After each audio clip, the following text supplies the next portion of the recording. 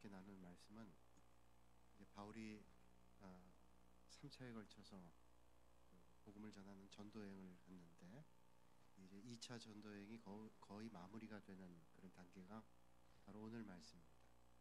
바울이 그 아테네에서 복음을 전하면서 그 철학자들하고 변론을 했지만은 별로 큰 소득이 없은 다음에 고린도에 가서는 이제 내가 변론하지 않겠다, 복음의 순수함을 전하겠다, 그런 각오를 했던 모양입니다.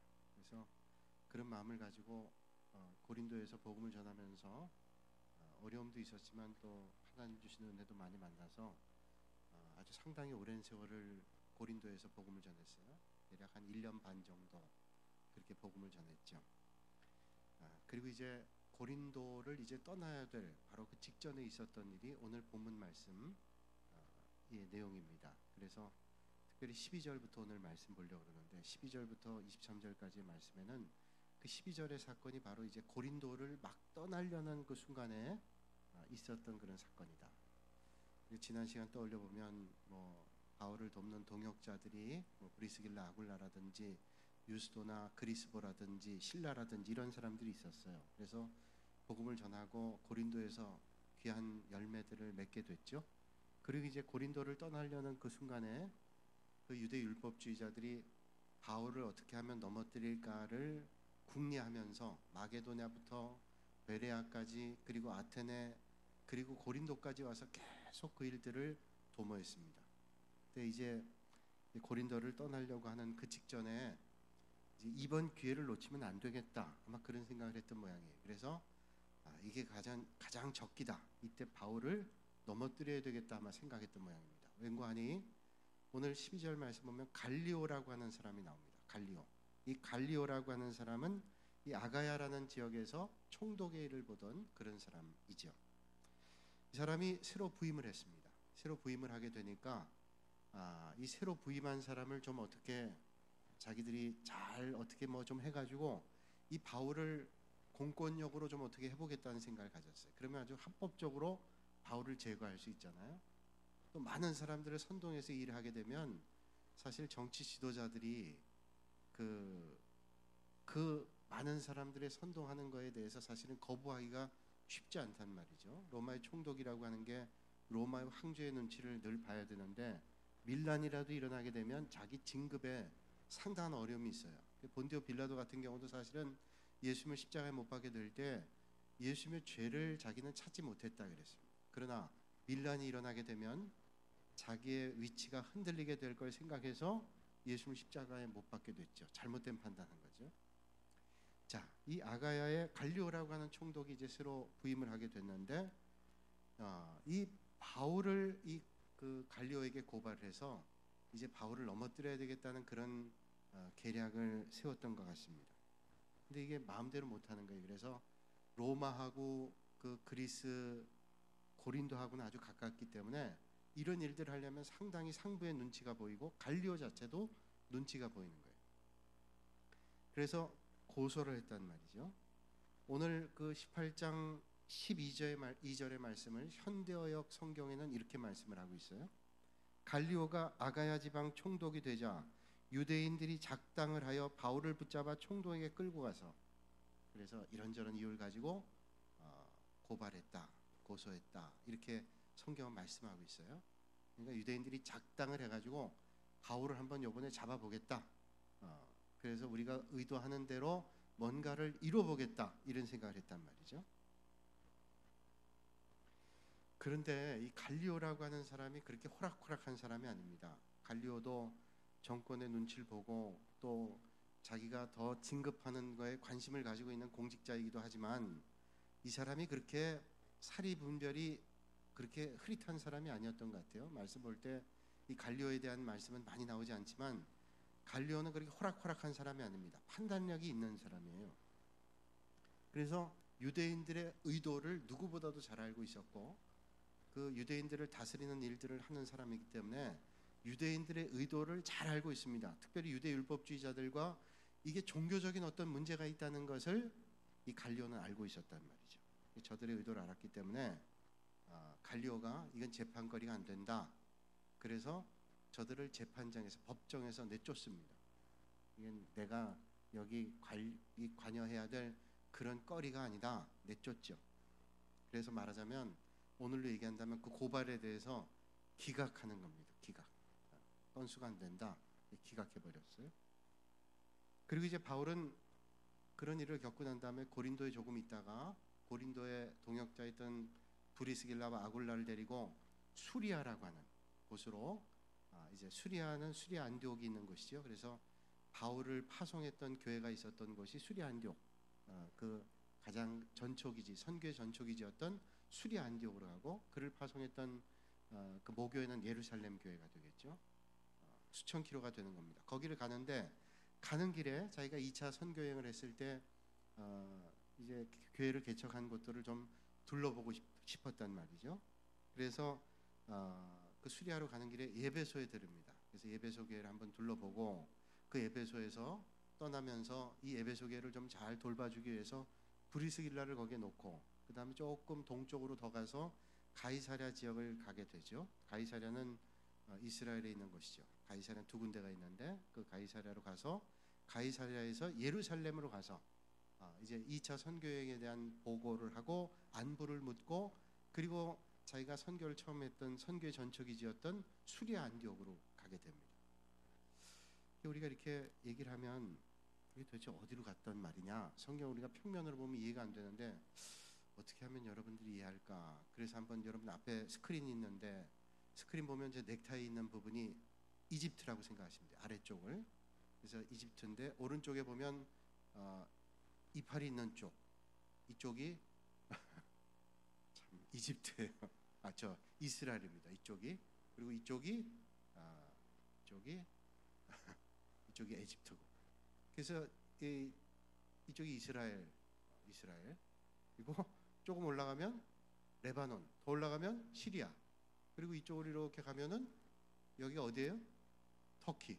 이쪽으로 가면 그리스, 이쪽으로 가면 이탈리아, 이렇게 되는데 지금 어디서부터냐면 이쪽에서부터, 그리스에서부터 지금 이렇게 해가지고 이렇게 거쳐서 이렇게 가가지고 이렇게 올라가고 있다는 거예요. 하여튼 대략 그렇다고 보시면 돼요. 그래서 거기서 조금 더 올라가면 길리기아 다소라고 하는 곳이 있는데 거기가 바로 이제 바울이 태어났던 곳입니다. 그러니까 그 근방이 바울이 다 사역했던 곳이고, 바울이 그 지금 스크린의 위쪽에 그 그리스라든지 또 터키라든지 이탈리아라든지 다 거기 복음 전했어요. 처음에는 소아시아 지역 중심으로 1차 선교 여행을 하고, 그 다음에는 마게도냐에서 우리를 도와달라 그래서 그리스 유럽으로 넘어가게 돼서 복음 전하고, 이제 아래쪽으로 내려와서 고린도에서 이제 그 고발당했다, 기각당하고, 그래서 다시 이제 고향으로 자기를 파송했던 그 교회로 가는 그 과정 가운데 있었던 이야기를 하고 있는 겁니다. 바울이 2차 선교행을 할 때 2차 선교행의 거리가 한 3,000km 된다 그래요. 3,000km. 지금 자동차를 타고 가도 3,000km라 그러면 꽤 가는 거리죠. 3,000km는 꽤 가는 거리입니다. 그런데 그 뭐 교통도 편하지 않고 길도 좋지 않은 그때 3,000km의 2차 선교행을 했다고 하는 것은 정말로 목숨을 건 그런 선교 여행이었다. 뭐 여행이라고 할 것도 없어요. 복음을 전하는 귀한 일들을 감당하고 있었다. 그렇게 생각할 수 있습니다. 그리고 2차 선교 여행을 마무리하면서 이제 23절부터는 3차 선교 여행이 시작되는 겁니다. 그래서 23절 보시면 얼마 있다가 갈라디아와 부르기아 땅을 차례로 다니며 모든 제자를 굳게 하니라. 자, 이 갈라디아와 부르기아 땅은 어딘가 하면 오늘로 얘기하면 터키의 북쪽 지역입니다. 그러니까 여러분 스크린의 가장 위쪽에 그 북쪽 지역에 이제 3차 다시 가는 거예요. 이 3차의 목적은 뭐냐면 그동안 개척했던 교회를 다시 한번 돌아보면서 믿음의 성도들을 굳건하게 믿음을 다지기 위해서 가는 거예요. 자, 우리가 복음 전에도 이 복음 전함 받은 사람들이 믿음의 귀한 열매들을 맺고 튼튼하게 있는 것을 궁금하게 생각할 거 아니에요. 도대체 어떻게 믿음 생활하나? 그 믿음 생활을 살펴보기 위해서 바울이 3차 선교행을 하면서 또 거기를 한번 둘러보는 거예요. 그래서 이제 터키 북쪽 지역으로부터 해서 이제 교회를 둘러보게 되는 것입니다.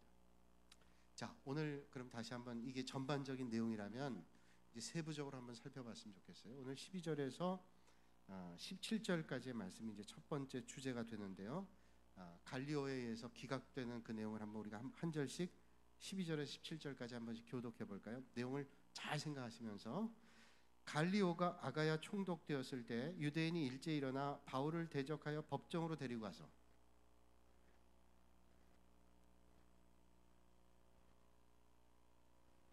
바울이 입을 열고자 할 때 갈리오가 유대인들에게 이르되 너희 유대인들아 만일 이것이 무슨 부정한 일이나 불량한 행동이었으면 내가 너희 말을 들어주는 것이 옳거니와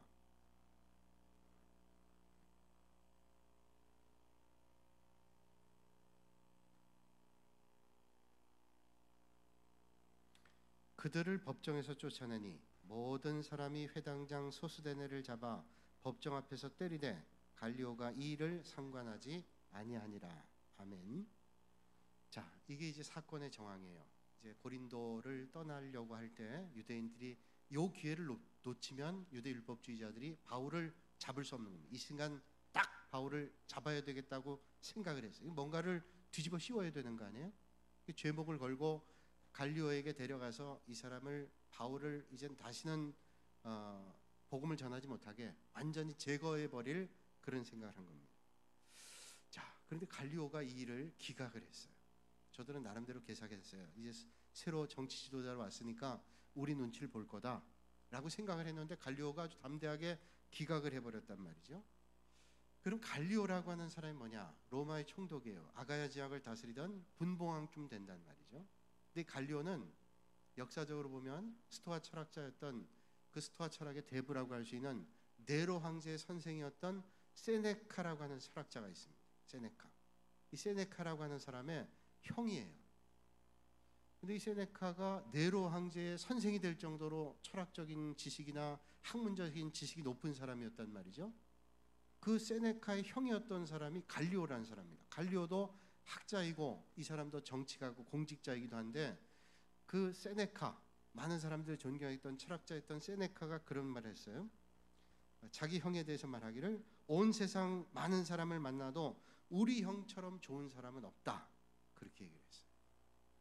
자기 형 안 좋다고 생각하는 사람이 얼마나 있겠냐만 이 위대한 철학자가 우리 형처럼 좋은 사람을 만나본 적이 없다라고 얘기한 것처럼 갈리오가 성품도 그렇게 나쁘지 않았던 것 같아요. 그 지배국의 총독이었음에도 불구하고 학문도 있고 판단력도 있고 아마도 그런 사람이었을 거다 하는 추측을 우리는 해보게 됩니다.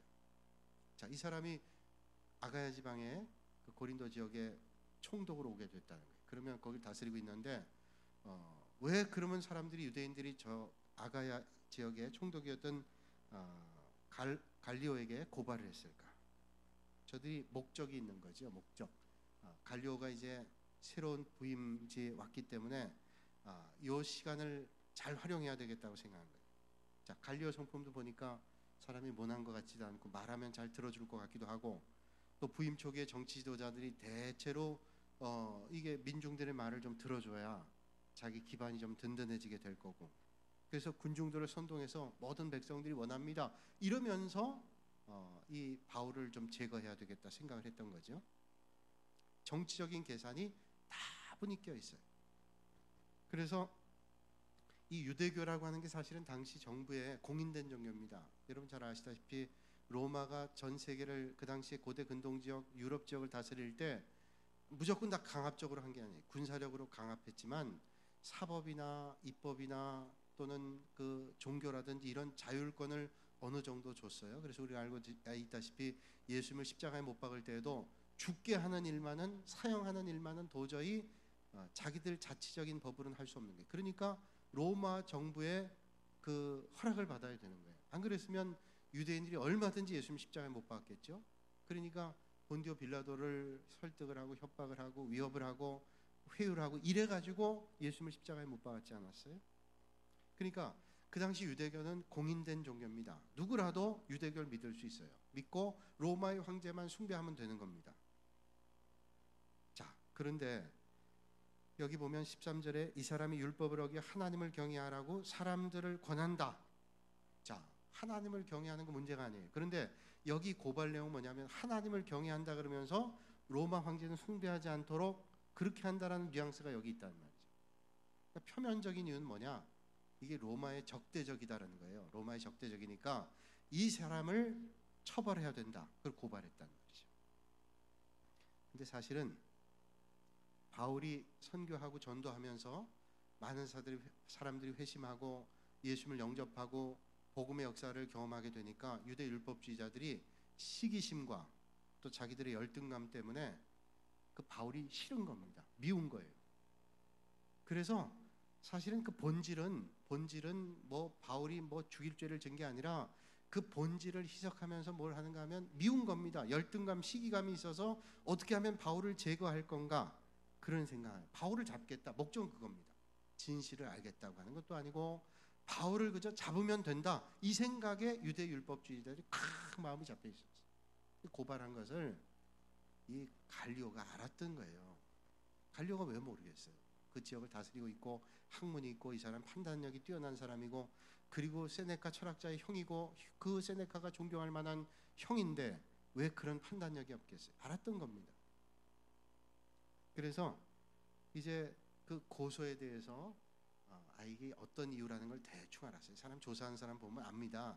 이게 어떤 의도를 가지고 하는지 다 알아요. 왜 모르겠어요? 사람도 그걸 보면 알죠. 지금 껍데기는 그걸 뒤집어 씌워놨지만 알맹이는 어떤 거라는 걸 왜 모르겠어요? 판단력이 있고 사람이 지혜가 있는 사람이라면 다 알죠. 이제 바울이 이 일에 대해서 변론하려고 그러는 거예요. 근데 그 변론하려는 순간에 바울이 입을 열라 그럴 때 이 갈리오가 바울이 말하기 전에 말하는 거예요. 그러니까 바울이 말할 기회도 없어요. 말할 필요도 없어요. 말하지 않아도 됐어요. 그래서 어떻게 판결했냐면 유대인들에게 말하죠. 만약에 이 바울이 여러분들이 얘기하는 것처럼 사법적인 문제가 있다면 내가 처벌할 겁니다. 그런데 사법적인 문제가 없고 이 사람이 우리 법에 전혀 문제가 없다면 이 사람을 내가 처벌할 이유가 하나도 없습니다. 여러분들이 종교적인 문제나 아니면 인종적 문제나 아니면 여러분들 어떤 감정적 문제라 그런다면 그건 내가 판단할 일이 아닙니다. 여러분들이 이건 알아서 하시오. 그리고 기각을 해봐요. 그러니까 이 공권력을 이용해서 바울을 제거하려고 했던 이게 수포로 돌아간 겁니다. 계획했던 일들이 다 뒤집어서 잡아야 되겠다고 하는 일들이 이게 안 되는 거예요. 그러니 얼마나 화가 났겠어요. 목적은 오직 하나, 바울을 잡아서 제거하는 게 저들의 목적인데 그걸 못하게 된 겁니다. 그러니까 누굴 잡는가 하면 소스데네를 잡는 거예요. 소스데네. 회당장 소스데네를 불러다가 매를 때리고 아주 그냥 곤경에 빠뜨리는 겁니다. 소스데네는 누구냐면 그리스보라고 하는 회당장의 후임이었던 회당장입니다. 그리스보, 유스도는 우리 읽은 말씀에 보면 앞에 보면 브리스길라와 아굴라, 신라, 그리고 그 다음에 그 유스도와 그리스보가, 그리스보는 회당장이고 유스도는 회당 근처에 살고 있던 사람이 다 바울을 돕던 사람이에요. 그러니까 유대교 회당에서 회당장이 바울의 말을 듣고 복음을 받아들였다고 하는 것은 얼마나 유대인들 가운데, 유대 율법주의자 가운데 예수님을 만나고 복음을 만나는 사람들이 많았다는 거예요. 그러니까 유대교 율법주의자들이 위기감을 느낀 거예요. 이러다가는 우리 유대교인들이 다 예수를 영접하고 저 기독교인들로 개종하겠다, 이런 생각과 위협을 갖게 됩니다. 그렇다가는 이 사람들 생각 뭐냐면 그럼 우리 편이 다 없어지겠네? 아주 단순하게 생각한 거예요. 그렇게 해서 이 바울을 잡는 것밖에 없겠다. 그래야 이제 우리가 기득권을 누리고 우리가 하고자 하는 일들을 하겠다, 이런 생각을 하게 된 거란 말이죠. 근데 그 소스데네라고 하는 사람이 그 회당장인데 이 회당장을 왜 잡았냐면 회당장이 화풀이한 거예요. 회당장이 고발을 할 때 유대 회당이니까 네가 이 중간 역할 잘해야 되고 이렇게 해야 되는데 네가 이 일을 잘못했다. 그러니까 바울에게 해야 될 일들을 다 이 소스데네에게 그냥 매를 친 거예요. 어리석은 일이죠. 결국은 16절 보니까 저 고발했던 사람들이 법정에 쫓겨나게 되고 결국은 유대인들이 하고자 했던 일들이 하나도 안 되는 거예요. 이게 얼마나 중요한 의미인지 몰라요. 만약에 바울이 여기서 고발당해서 또 감옥에 있게 된다면 선교에 상당한 어려움이 있었겠죠. 주춤했을 거예요. 그런다고 하나님의 역사를 막을 수 없었겠지만 아마 그 일들이 조금 시간 걸렸을 거예요. 하나님께서 그걸 원치 않으셨어요. 그래서 완전히 기각해버리고 선교하는 일에 어려움이 없도록 하나님께서 이 일들을 역사하시는 거죠. 이게 하나님의 섭리예요. 여러분, 오늘 여러분들이 주님의 일을 감당하다 어려운 일을 만날 때 있지만 그 어려운 일들을 통해서 하나님의 역사하심을 보실 수 있는 믿음의 안목과 역사를 보는 믿음의 섭리를 보실 수 있는 그런 눈을 가지실 수 있기를 주님의 이름으로 축복합니다. 이 영적인 눈이 있어야 보게 되고, 귀 있는 자야 들을 수가 있는 거예요. 안 그러면 보는 것만 봐요. 그것도 제대로 보질 못해요. 그리고 들리는 것만 들어요. 그것도 제대로 듣질 못해요. 영적인 건 듣지 못하고 허탄한 걸 들으니까 사람들이 잘못된 믿음의 길을 가는 거예요. 이거 보세요.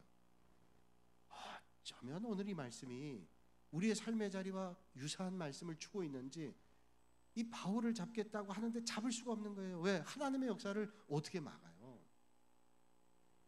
여러분, 우리가 판단 잘하며 살아야 돼요. 믿음의 길을 걸면서 판단 잘해야 되고, 이 땅에 살면서 우리가 얼마나 잘 판단하며 살아야 되는지 모릅니다. 저는 여러분들이 올바른 판단하면서 이 땅에서 살아가실 수 있기를 주님의 이름으로 축복합니다. 이 세상에서 판단 잘해야 되지만 영적인 일에서는 더 잘 판단을 해야 돼요. 로마서 8장 5절 보면, 우리가 요새 사역 훈련할 때 로마서 8장 말씀을 다 외우는데 8장 5절 보면, 육신의 사람들은 어떤 걸 생각하냐면, 육의 사람들은 육신의 일만 생각해요. 근데 영의 사람들은 영의 일을 생각해요. 육신의 사람들은 육의 일을 생각한다는 건 뭐냐면 하나님의 역사를 볼 수가 없어요. 그래서 자기를 생각하고, 그저 눈에 보이는 걸 생각하고, 자기 생각에 옳은 걸 판단하고, 자기에게 어떤 유익이 되는가 이걸 판단하는 겁니다. 이게 육의 사람의 생각의 한계예요. 근데 영의 사람은 그 목적이 어디냐면, 영의 사람은 영의 일을 생각하기 때문에 하나님이 원하시는 게 뭘까, 하나님께서 지금 의도하는 게 뭘까, 그리고 하나님께서 기뻐하시는 게 뭘까, 이걸 가지고 판단하는 거예요. 그럼 판단이 달라져요. 육신의 판단을 가지고 판단하는 사람들은 늘 육의 생각을 가지고 있기 때문에 육신적인 판단을 해요.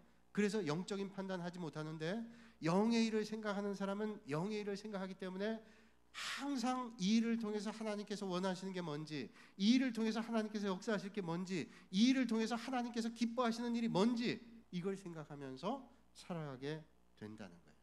전 여러분들이 이 땅에 살아가면서 영의 생각을 가지시고 영의 판단을 하시고 하나님께서 기뻐하시는 일들을 하실 수 있기를 주님의 이름으로 축복합니다. 6살 된 아이가 학교에서 선생님이 써준 편지를 가지고 집에 왔어요. 어머니에게 편지를 줬어요. 이 선생님이 오늘 주셨습니다. 어머니가 편지를 봤는데 편지가 기가 막힌 내용이에요. 어머니 미안하지만 이 아이는 도저히 학교 수업을 제대로 따라갈 수 없는 아이입니다. 그러니까 우리 학교에서 더 이상 받아줄 수 없습니다. 그러니까 그냥 집에서 시키든지 다른 데를 보내시든지, 아주 절망스러운 편지를 보냈어요. 어머니가 그걸 받고 찢어버렸습니다. 이 선생님이 판단력이 없구만. 우리 아이가 얼마나 똑똑한데 내 새끼라 그런 게 아니에요. 이 선생님이 이 아이를 정확히 판단하지 못하는 거예요. 정확히 볼 수가 없었던 거예요. 어머니는 이 아이를 알아요. 그래서 이 아이를 교육시켰어요. 이 사람이 너무도 유명한 사람 누군지 아시죠? 토마스 에디슨. 학교에서 포기했는데 너무너무 천재니까 학교 수업이, 학교가 선생님이 이해를 못할 정도로 똑똑한 아이. 그 어머니가 이 아이를 잘 판단을 해서 이 아이를 훌륭한 사람 만들었어요. 여러분, 오늘 우리가 하나님의 역사하심을 믿음의 눈으로 판단하지 않는다면 하나님의 역사하심을 볼 수가 없고 깨달을 수가 없는 게, 그러면 우리의 판단과 우리의 생각이 육신의 생각에서 머물고 어리석은 생각으로 끝나버릴 수 있단 말이죠. 그래서 여러분, 우리가 남을 판단할 때도 조심해야 돼요. 우리가 어떤 외모를 보고 판단한다든지, 또 내 생각 가지고 판단한다든지, 내 잣대를 가지고 판단한다는 게 얼마나 위험한 일인지 몰라요. 그래서 믿음 있고 지혜 있는 사람들은 판단하기 앞서서 하나님 앞에 기도하고 생각해봐요. 저 사람이 왜 그랬을까? 그걸 우리는 언더스탠드 한다 그러잖아요. 그 사람 입장에서 한번 생각해보는 거예요. 어리석은 사람은 자기 잣대를 가지고 판단하는데, 그 판단하는 사람들이 사실은 더 형편없을 때가 훨씬 많다는 거예요. 심리학자들이 얘기하죠. 열등감과 시기심이 있는 사람들이 남을 판단하기를 좋아한다. 틀림없어요. 여러분 주변에 남을 판단하고 비판하고 그런 사람들을 보세요. 별로 그 사람들이 좋은 사람들이 아닐 경우가 상당히 많아요. 오늘 제가 집에 들어갔더니 제 아내가 기독교 방송에 설교를 듣다가, 야, 오늘 좋은 말씀 들었다고 저한테 얘기를 해주는 거예요. 뭘 얘기했냐 그랬더니 말하기를, 천국에 가면 불평하던 사람은 천국 가서도 불평한대요. 야, 아니 천국까지 가서 불평할 걸 뭘 천국까지 갔어요. 지옥 가서 살지. 아니 천국 가서 불평하면 지옥 가면 불평 안 하겠어요? 그러니까 여러분, 우리가 어떤 삶을 살아야 되는가, 우리에게 말씀해 주시는 게, 오늘 이 말씀이 어떤 삶을 살아야 되는가. 자, 오늘 우리가 하나님을 믿는 믿음의 길을 걸으면서 우리가 남을 판단하기보다는 남이 잘 될 때 기뻐하고 남을 축복하고 하나님의 귀한 사랑으로 남을 더 하나님의 귀한 사랑으로 감싸줄 수 있는 여러분들이 되시기를 주님의 이름으로 축원합니다. 자기는 감싸주고 자기는 두둔하면서 남에 대해서는 얼마나 그렇게 신랄한지 껍데기 벗겨놓으면 얘기 안 해도 알잖아요. 자, 오늘 이 말씀 보면요 16절 말씀 그 다음에 한번 보세요. 16절 말씀 같이 한번 읽을까요? 16절 18절 말씀 같이 읽죠. 바울은 더 여러 날 머물다가 형제들과 작별하고 배 타고 수리아로 떠나갈새 브리스길라와 아굴라도 함께 하더라. 바울이 일찍이 서원이 있었으므로 겐그레아에서 머리를 깎았더라. 자, 이제 바울이 고린도에서 이제 이 고발당한 일들이 기각당하고 이제 풀려났죠. 그래서 이제 의도했던 수리아로 가게 되는데 브리스길라와 아굴라와 함께 그가 예전에 서원했던 겐그레아라고 합니다. 이 겐그레아라고 하는 것은 고린도에서부터 한 서쪽으로 10km에 해당이 되는데 옛날에 거기 항구가 있었는데 거기서 바울이 머리를 깎았어요. 머리를 깎는다는 게 의미가 여러 가지가 있잖아요. 머리를 깎는다. 여러분 언제 머리를 깎으세요? 남자들 같은 경우 머리를 깎는다 그러면 뭐 머리가 길어져서 깎는 게 아니라 머리를 깎아야 될 때가 있어요. 짧게 바를 때 군대 갈 때 머리 자르죠. 군대 갈 때. 기분 묘해요. 군대 갈 때 머리 깎으면 아주 기분이 묘합니다. 그리고 또 언제 머리를 자르나요? 중학교 갈 때 옛날에 머리를 잘랐어요. 바짝 머리를 잘랐어요. 또 언제 머리를 잘랐나요? 또 교도소 가는 사람들 머리 자르죠. 경험해본 분들은 아실 거예요. 자르고 또 언제 머리를 자르나요? 하여튼 뭐 머리를 짧게 자르는 몇 가지들이 있어요. 기분이 별로 않고 어떤 비장한 마음이 들고 또 이럴 때 머리를 잘라요. 항의할 때 뭐 정부에 대해서나 어떤 사건에 대해서 항의할 때 머리를 바짝 자릅니다. 항의하는 거. 이게 보통 일이 아니에요. 머리를 자른다는 거는. 또 만약에 여자들이 머리를 짧게 자르고 나타났다. 언제일까요? 응? 뭐 여러 가지 예가 있을 거예요. 근데 내가 비장한 각오를 했다. 내가 너하고는 다시는 안 만날 거야. 그러면 머리를 자르는 거예요. 제 아내가 머리 자르겠다면 나는 마음이 철렁해요. 머리를 자르는 거. 그래서 머리 자르면 나 이제 새롭게 살겠다 나는. 그게 이제 머리를 자르는 거 아니에요? 근데 유대인들에게 머리를 자른다는 건 뭘까요? 겐그레아에서 이제 바울이 2차 선교 여행을 마감하면서 머리를 잘랐다라고 하는 것은 이제 새로운 거예요. 뭔가 하나님 앞에 헌신하고 결단하는 그런 의미가 있고 또 하나는 우리와 조금 다른 점과 같은 점인데 같은 점은 뭔가 각오하고 결단하고 새로워진다는 점에서는 비슷한 거예요. 또 하나는 머리를 자른다는 의미는 감사하는 거예요. 그동안의 일들의 감사. 이게 서원과 같은 의미가 있어요. 이 겐그레아에서 이런 일을 했어요. 근데 우리가 전 지명이 나오면 그 지명에 어떻게 생겼을까? 고린도는 어떻게 생기고 예배에서 어떻게 생기고 겐그레아 이 참 유서 깊은 자리인데 사실은 요즘에 그 그리스의 남쪽에 있는 고린도에서 서쪽에 한 10km 있는데 사람들이 별로 모릅니다. 아는 사람들, 성서학자들이나 그 지형에 대해서 아는 사람들만 찾아가요. 거기 한번 여러분들 사진을 한번 보여드리고 싶어요. 사진 한번 겐그레아가 어떤지. 머리 자른 곳이에요. 바울의 머리카락이 있을지도 몰라요. 이게 겐그레아라고 하는 곳인데 바다예요. 바닷가인데 그 터키라든지 그리스는 지진이 많은 나라입니다. 그러니까 지진이 많으니까 지진으로 인해서 지금 보이는 돌 같은 것들이 사실은 겐그레아라고 하는 그 지역의 그 도시였던 곳입니다. 그 흔적들이 물속에 다 지금 잠겨져 있어요. 가까이 가면 모자이크된 다 그런 모습들이 보이게 돼요. 지금 다 그런 흔적들. 지금은 이제 바닷가 바로 앞에 그 바닷길 해변도로를 달리다 보면 바닷가에 있는 그런 돌인데 그 다 지금 물속에 잠겨 있어요. 저 보면서 바울이 2차 선교행을 마치고 하나님의 은혜 감사하면서 감격하면서 이게 지금 뒤에서 보이는 그 앞쪽이 이제 바닷가에 저런 갱그레의 흔적이 있는데 바울이 저 조용한 어촌 마을에서 헌신하고 결단하면서 하나님의 은혜 감격하면서 머리를 잘랐던 거예요. 바울이 1차 선교행을 할 때 여러분 아시다시피 바울이 이름이 원래 사울이었던 사람 아니에요? 사울이었는데 바울이 1차 선교행을 하면서 이름을 바꿨어요. 왜? 새로운 사람이 됐다는 거예요. 그래서 사울, 내가 큰 사람이었다 했던 이름을 바울, 작은 사람이다. 내가 예수님을 핍박했다. 예수 믿는 사람들을 핍박했다. 자기는 작은 종이라고 하면서 이름을 바꿔 복음을 전했어요. 그리고 2차 선교여행의 말미, 그러니까 오늘 이 고린도에서 이제 다시 수리하러 가는 그 과정에서 그가 2차 선교여행을 마무리하면서 하나님의 은혜를 떠올리면서 감사하면서 머리를 자른 거예요. 그동안 하나님 나의 은혜를, 내 이 귀한 일을 감당할 수 있도록 은혜 주신 것을 감사합니다.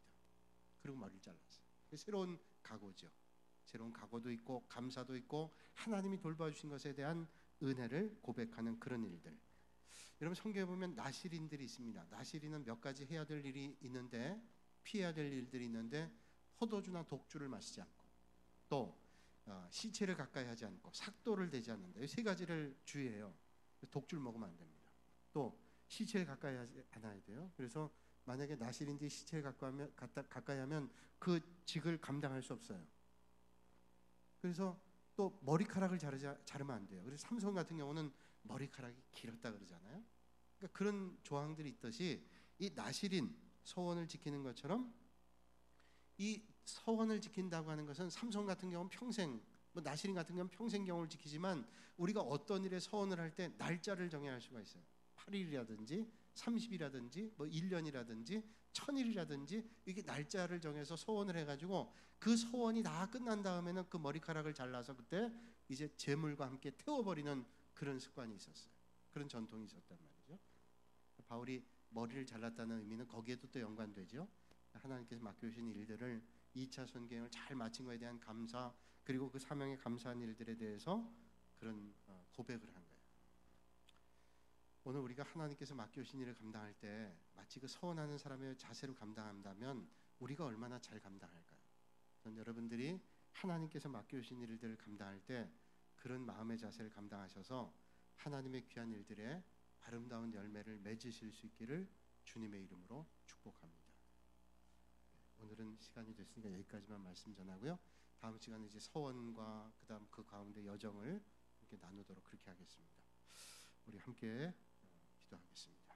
거룩하신 아버지 하나님, 오늘도 이 밤에 저희를 불러주시고 또 바울의 복음 전하는 일들을 통해서 하나님의 역사하심을 우리가 볼 수 있도록 인도하시니 감사합니다. 하나님의 역사하심과 인도하심을 아무리 막으려 한다 할지라도 하나님의 역사는 우리가 막을 수 없고 하나님의 뜻과 계획을 우리가 막을 수 없음을 기억합니다. 오늘도 우리가 하나님의 역사 앞에 아름답게 쓰임받게 하시고 주님의 나라를 선하고 아름답게 이루는 믿음의 성도들 되게 하여 주시옵소서. 예수님의 이름으로 기도하옵나이다.